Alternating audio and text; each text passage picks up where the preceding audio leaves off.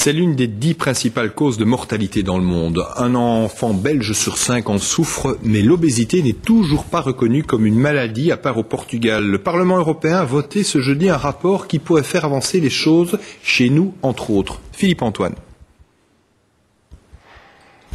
Une image est souvent plus parlante que de longues phrases. En voici une nouvelle illustration.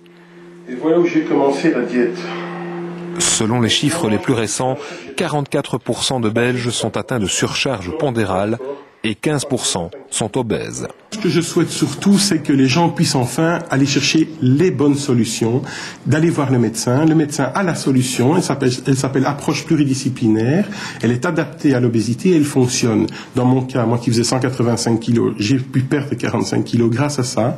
Et c'est quoi l'approche pluridisciplinaire? C'est 3 piliers. Un pilier diététique, donc gérer son alimentation, un pilier mouvement, je ne parle pas de sport, donc essayer de bouger quand même un maximum, et un pilier psychologique, c'est comprendre pourquoi on fait des excès, pourquoi on mange finalement. Reconnaître l'obésité comme une maladie impliquerait notamment le remboursement des consultations, mais ce n'est pas le seul objectif du rapport voté aujourd'hui au Parlement européen.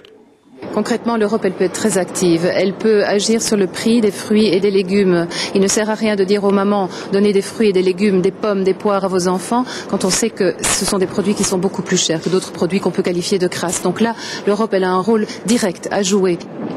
Et l'Europe pourrait aussi agir au niveau de la recherche ou encore inciter les États membres à multiplier les heures de sport à l'école.